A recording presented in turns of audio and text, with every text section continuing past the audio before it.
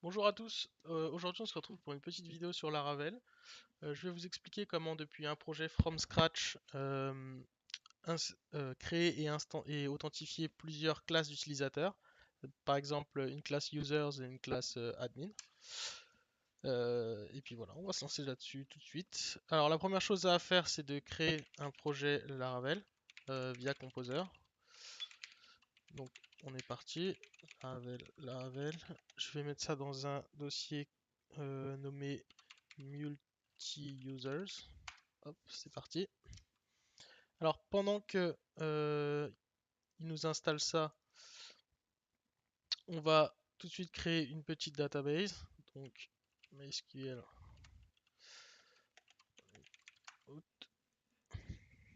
Ah oui, alors comme je suis sur Windows et Git Bash ne comprend pas très bien les fins de ligne de Unix, donc il faut rajouter la commande winpty. Alors, on va créer une database multi-user.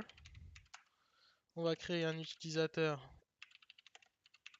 multi-user user localhost. Alors cette étape n'est pas forcément nécessaire. Vous pouvez utiliser votre utilisateur root, mais c'est pas conseillé. C'est mieux de différencier les utilisateurs en cas de problème, en cas d'attaque ou quoi que ce soit. On va lui donner un password. On va mettre le même, très simple, multi-user. Et on va donner tous les privilèges sur, sur la base de données multi-user et sur toutes les tables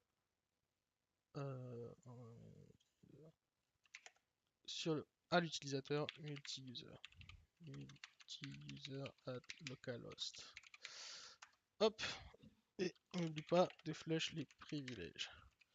Privilèges.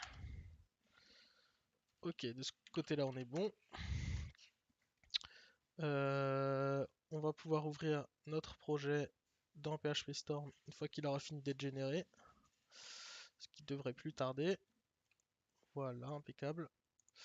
Alors, on va ouvrir ce projet. Donc c'est dans si je ne m'abuse, on va y aller à la main. C'est dans Project et c'est multi-user. Hop, this window. Alors, la première chose à faire, c'est tout de suite d'aller changer les identifiants du point A. Donc on va rester sur du MySQL. La base de données, on a dit que c'était multi-user. Username, pareil. Et les passwords, pareil. Hop, de ce côté-là, on est bon. La seconde chose à faire, Laravel nous fournit tous les outils nécessaires à l'authentification et pour cela il faut runner la commande artisan make .out à condition d'être dans le projet bien sûr. Donc on a dit /e /project /multi-user. Je fais artisan make out. Voilà. Alors, normalement, on devrait maintenant avoir une classe utilisateur. Donc si on la regarde, elle est très simple, il n'y a rien pour l'instant dedans. On va la copier et on va l'appeler admin. Hop, admin. Et on va tout de suite aller créer les migrations nécessaires. Alors on va pas s'embêter, on va copier exactement la migration de la table d'utilisateur et juste l'appeler admin.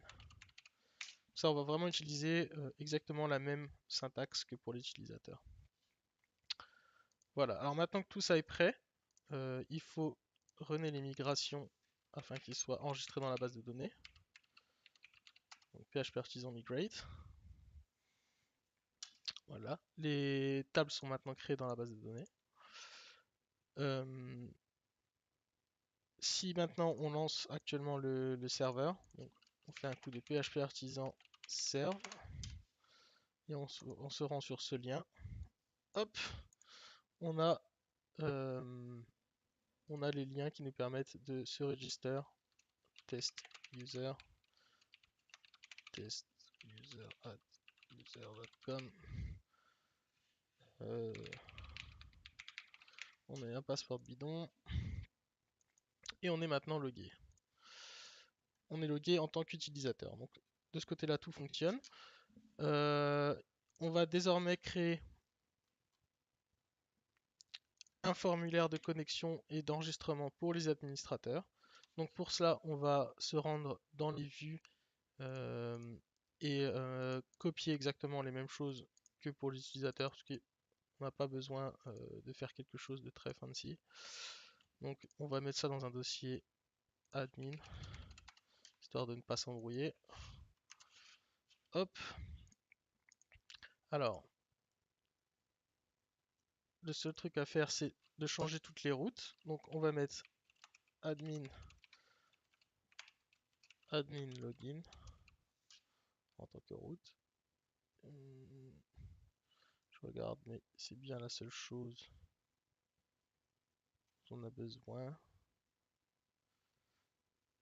Et pour register, ça va être la même chose. Admin register. Hop. Alors, il nous faut maintenant créer ces routes. Donc pour cela, on se rend dans le dossier, dans le fichier web.php. Alors, dans ce fichier, on se rend compte que les routes d'authentification sont générées automatiquement par Laravel via la méthode route sur la façade haute. Dans ce cas, ce qu'on va faire, c'est qu'on va tout de suite aller demander à Laravel de nous afficher toutes les routes qui sont résolues par le framework. Je ne sais plus comment on dit. Alors pour ça, on va faire un php artisan route 2.list. Et on se rend compte que le get et le post de login sont dans le contrôleur hôte login controller, show login form et login. Et le get et le post de register sont dans un contrôleur register controller.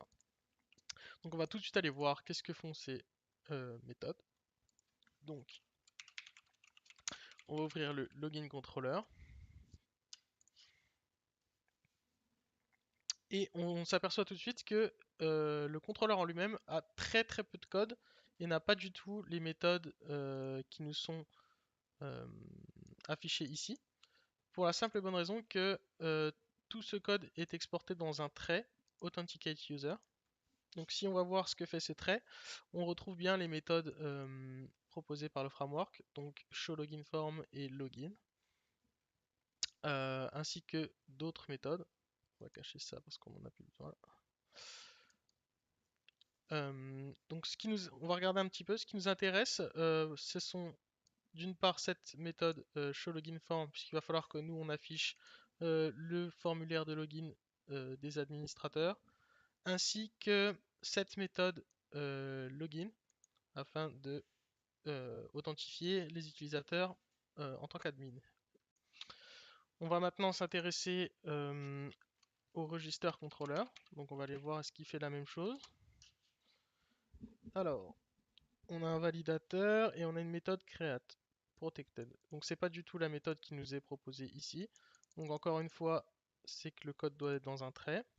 Effectivement, on a un trait register user où on a plus ou moins la même structure, à savoir une méthode show registration form et une méthode register. Alors, on voit que la méthode register va appeler la méthode create ici. Et la méthode create, c'est celle qui est dans le contrôleur, à savoir cette méthode. Alors, ce que je vous propose, c'est de créer un nouveau dossier admin et d'aller y copier ces deux contrôleurs. On va pas s'intéresser pour l'instant à tout ce qui est forgot password, reset password, parce que si vous comprenez comment fonctionne le login et le register, vous pouvez facilement implémenter ces fonctionnalités. Alors, il va falloir changer le namespace, puisque maintenant on est dans l'administration.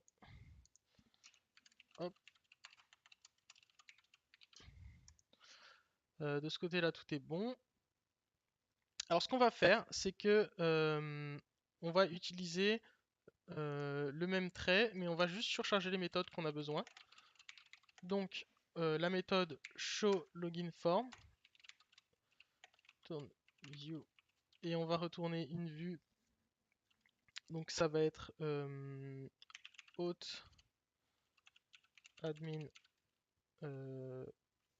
comment ça s'appelle déjà? Login. Donc, si on regarde par rapport au trait, je fais exactement la même chose. Je rajoute juste le dossier admin parce que je veux utiliser le formulaire d'administration.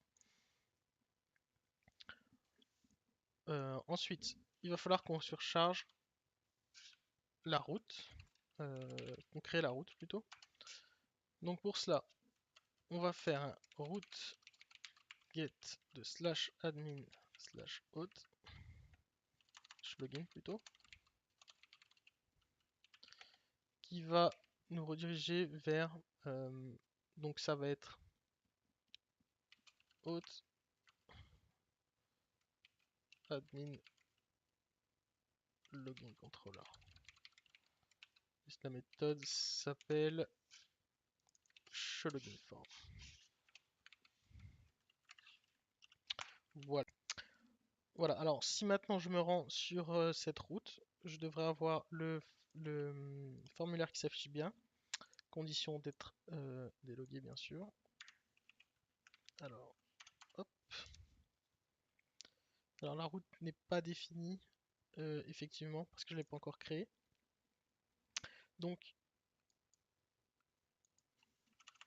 on va créer la méthode tout de suite. Donc c'est register. Donc si je fais un post sur admin login, je vais taper la méthode register. La méthode register qui, je vous le rappelle, se trouve pour l'instant dans le trait. Actuellement c'est login, pas du tout register. Donc si je rafraîchis ça, et il faut que je lui donne le nom que j'ai défini ici, qui s'appelle admin login. Voilà. Donc là j'ai bien mon formulaire qui s'affiche. Pour être sûr, on va tout de suite dans le login.blade des admins. On va tout de suite changer le titre et rajouter un admin, login admin. Voilà. On va faire la même chose pour le register. Donc, on peut copier ça, admin register et register. Ici, ça va plus être login controller mais register controller. Ici de même. Ici, ça va être la méthode show register form. Et ici, register. Et ici, il me semble que j'avais mis une minuscule et que je l'avais appelé comme ceci. Alors, on va se rendre tout de suite dans le contrôleur register controller des admins et on va faire de même. Donc, public function register show registration form. Donc, je crois que je me suis trompé dans le nom de la méthode. Hop. Et on retourne la vue qui se trouve dans auth admin et je ne me rappelle plus register. Voilà. Donc si je me rends sur admin register, j'ai bien mon formulaire et on va faire de même. On va rajouter register admin. Voilà. Donc là on sait bien qu'on est en train d'enregistrer un admin. Alors, pour register un admin, il va falloir qu'on change cette méthode puisque on essaye désormais de créer un admin et non plus un utilisateur. Donc pour ça, il va falloir qu'on importe la bonne classe. Donc ce n'est plus user, mais bien admin. Voilà. Alors, si l'on teste maintenant, qu'est-ce qu'il se passe? On va tester test admin, admin@admin.com. On met un password bidon. et on s'enregistre. Alors, on se rend compte que j'ai une erreur. Pourquoi? Parce que on me dit que cette table n'existe pas. Effectivement, si on regarde les migrations, à savoir le create user tables, je me suis trompé et j'ai écrit admin au singulier. Donc deux solutions s'offrent à moi maintenant. Ou bien je rajoute un S et je refresh ma database, c'est-à-dire que j'annule la précédente migration et je refais mes migrations. Mais sur un projet déjà existant, c'est pas forcément le plus facile par moment, on peut avoir des petits problèmes. Donc si on n'a pas envie de s'embêter avec ça, on peut aussi aller dans la classe d'admin et indiquer à Laravel que la table qu'il doit utiliser s'appelle admin. Donc là, si je rafraîchis, mon enregistrement se passe bien. Alors, on va remarquer qu'il y a un petit problème, c'est qu'on est logué en tant que l'utilisateur normal et non pas en tant que l'administrateur. Pourquoi? Parce que si on regarde le trait et ce que fait la méthode register, on se rend compte que après avoir créé l'utilisateur, il essaye de le loguer. L'authentification de l'utilisateur va être faite à cette ligne. On s'aperçoit qu'il utilise la méthode guard qui est définie juste en dessous et qui retourne le guard par défaut de la façade haute. Alors, qu'est-ce qu'un guard? Un guard, c'est la méthode par laquelle Laravel va résoudre les utilisateurs que vous essayez de loguer. C'est-à-dire que si vous vous rendez dans le dossier hôte.php dans les configs, vous allez voir plusieurs guards définis. Alors, par défaut, on nous dit que le guard, c'est web. Alors, qu'est-ce que web? On descend un petit peu et on se rend compte qu'on a deux guards définis par défaut dans Laravel. Alors, le guard web, c'est le guard qui va être utilisé par défaut quand vous allez sur le site internet. C'est celui qui va résoudre et authentifier vos utilisateurs par session, comme c'est indiqué ici. Et il va utiliser le provider users. Donc les providers sont définis un peu plus bas. Et on s'aperçoit que le provider user utilise le driver Eloquent, c'est-à-dire que l'utilisateur va être authentifié via Eloquent sur votre database. Et en utilisant le modèle app user .class. Donc ça veut dire que cette ligne-là essaye d'authentifier l'utilisateur que vous venez de créer avec cette classe-ci.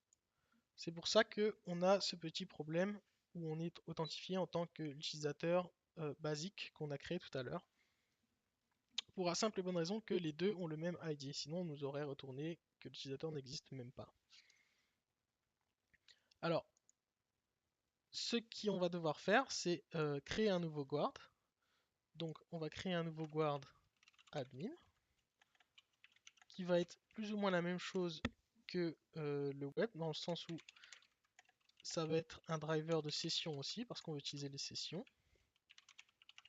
Seulement le provider va devoir être le provider admin. Alors on va définir tout de suite ce provider, donc le provider admin, qui va avoir un driver de type Eloquent également, parce que nos admins sont en base de données. Seulement le modèle ce coup-ci va être app admin de classe. Voilà.